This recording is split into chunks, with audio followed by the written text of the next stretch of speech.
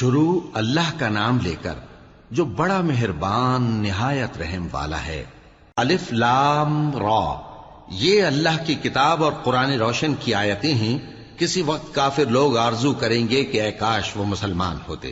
اے نبی، ان کو ان کے حال پر رہنے دو کہ کھا پی لیں اور فائدے اٹھا لیں، اور لمبی لمبی آرزویں ان کو دنیا میں مشغول کیے رکھیں۔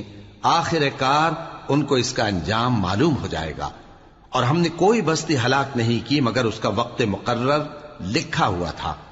کوئی امت اپنی مدت مقررہ سے نہ آگے نکل سکتی ہے اور نہ پیچھے رہ سکتی ہے۔ اور کفار کہتے ہیں کہ اے شخص جس پر نصیحت کی کتاب نازل ہوئی ہے، تو دیوانہ ہے۔ اگر تو سچا ہے تو ہمارے پاس فرشتوں کو کیوں نہیں لے آتا؟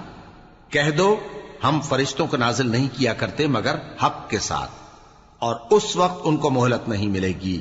بے شک یہ کتاب نصیحت ہم ہی نے اتاری ہے، اور یقیناً ہم اس کے نگہبان ہیں۔ اور ہم نے تم سے پہلے کے مختلف گروہوں میں بھی پیغمبر بھیجے تھے، اور ان کے پاس کوئی پیغمبر نہیں آتا تھا مگر وہ اس کے ساتھ ہنسی کرتے تھے۔ اسی طرح ہم اس گستاخی کو گناہگاروں کے دلوں میں ڈالے رکھتے ہیں، سو وہ اس پر ایمان نہیں لاتے۔ اور پہلے لوگوں کی روش بھی یہی رہی ہے۔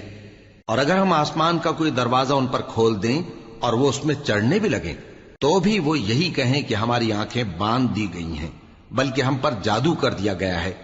اور ہم نے آسمان میں برج بنائے ہیں اور دیکھنے والوں کے لیے اس کو سجا دیا ہے، اور ہر شیطان مردود سے اسے محفوظ کر دیا ہے۔ ہاں، اگر کوئی چوری سے سننا چاہے تو ایک روشن انگارہ اس کے پیچھے لپکتا ہے۔ اور زمین کو ہم نے پھیلایا اور اس میں پہاڑ بنا کر رکھ دیے، اور اس میں ہر ایک چیز اندازے سے اگائی۔ اور ہم نے تمہارے لیے اور ان لوگوں کے لیے جن کو تم روزی نہیں دیتے اس میں معاش کے سامان پیدا کیے، اور ہمارے ہاں ہر چیز کے خزانے ہیں، اور ہم اس کو بمقدار مناسب اتارتے رہتے ہیں۔ اور ہم ہوائیں چلاتے ہیں جو پانی سے بھری ہوئی ہوتی ہیں، سو ہم آسمان سے مے برساتے ہیں، پھر ہم تم کو اس کا پانی پلاتے ہیں، اور تم تو اس کا خزانہ نہیں رکھتے۔ اور یقیناً ہم ہی حیات بخشتے اور ہم ہی موت دیتے ہیں، اور ہم ہی سب کے وارث ہوں گے۔ اور جو لوگ تم میں پہلے گزر چکے ہیں ہم کو معلوم ہے، اور جو پیچھے آنے والے ہیں وہ بھی ہم کو معلوم ہے۔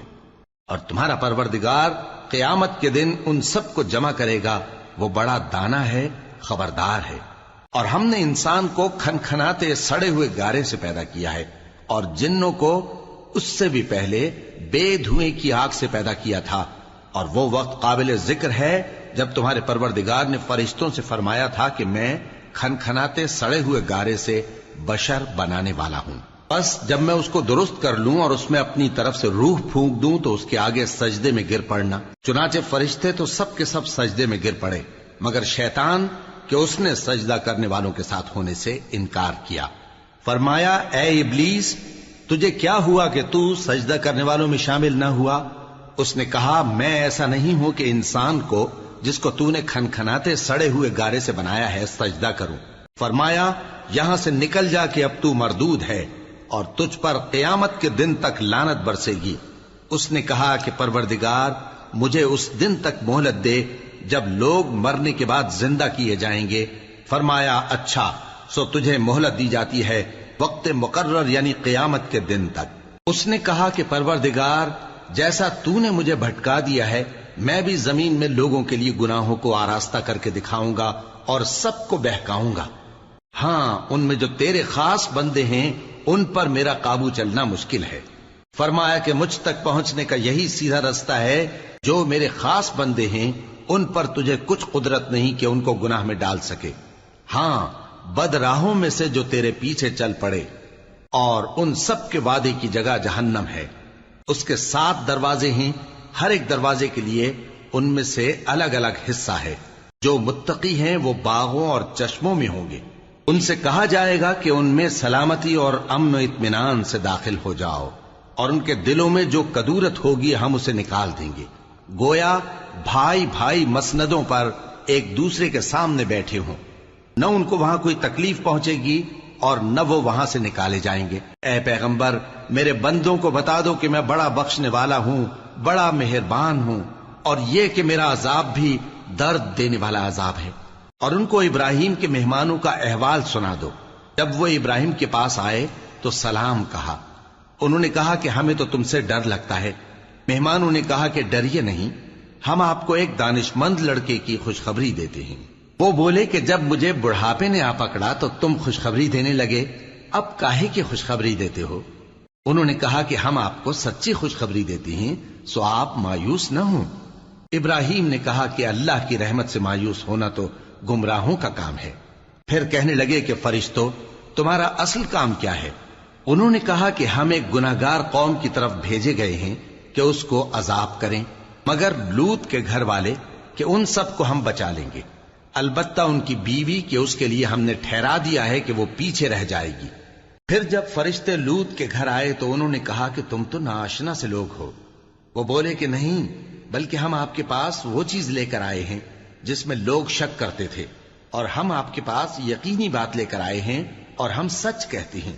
تو آپ کچھ رات رہے سے اپنے گھر والوں کو لے نکلیں اور خود ان کے پیچھے چلیں، اور آپ میں سے کوئی شخص پیچھے مڑ کر نہ دیکھے، اور جہاں آپ کو حکم ہو وہاں چلے جائیے۔ اور ہم نے لوط کی طرف وہی بھیجی کہ ان لوگوں کی جڑ صبح ہوتے ہوتے کاٹ دی جائے گی، اور اہل شہر لوط کے پاس خوش خوش دوڑے آئے۔ لوط نے کہا کہ یہ میرے مہمان ہیں، کہیں ان کے بارے میں مجھے رسوا نہ کرنا، اور اللہ سے ڈرو اور میری بے آبروئی نہ کرو۔ وہ بولے، کیا ہم نے تم کو سارے جہان کی حمایت و طرفداری سے منع نہیں کیا؟ انہوں نے کہا کہ اگر تمہیں کرنا ہی ہے تو یہ میری قوم کی لڑکیاں ہیں، ان سے شادی کر لو۔ اے نبی، تمہاری جان کی قسم، وہ اپنی مستی میں مدہوش ہو رہے تھے، سو ان کو سورج نکلتے نکلتے چنگھاڑ نے آ پکڑا، اور ہم نے ان بستیوں کو الٹ کر نیچے اوپر کر دیا اور ان پر کھنگر کی پتھریاں برسائیں۔ بے شک اس قصے میں اہل فراست کے لیے نشانی ہے، اور وہ بستیاں اب تک شام جانے والے سیدھے رستے پر موجود ہیں۔ بے شک اس میں ایمان لانے والوں کے لیے نشانی ہے۔ اور بن کے رہنے والے یعنی قوم شعیب کے لوگ بھی گناہگار تھے، تو ہم نے ان سے بھی بدلہ لیا، اور یہ دونوں شہر کھلے رستے پر موجود ہیں۔ اور وادی ہجر کے رہنے والوں نے بھی پیغمبروں کی تکذیب کی، ہم نے ان کو اپنی نشانیاں دی اور وہ ان سے منہ پھیرتے رہے، اور وہ پہاڑوں کو تراش تراش کر گھر بناتے تھے کہ امن و اطمینان سے رہیں گے۔ آخر زوردار آواز نے ان کو صبح ہوتے ہوتے آ پکڑا، اور جو کام وہ کرتے تھے وہ ان کے کچھ بھی کام نہ آئے۔ اور ہم نے آسمانوں اور زمین کو اور جو مخلوقات ان میں ہے سب کو تدبیر کے ساتھ پیدا کیا ہے، اور قیامت تو ضرور آ کر رہے گی، تو تم ان لوگوں سے اچھی طرح سے درگزر کرو۔ کچھ شک نہیں کہ تمہارا پروردگار ہی سب کچھ پیدا کرنے والا ہے، جاننے والا ہے۔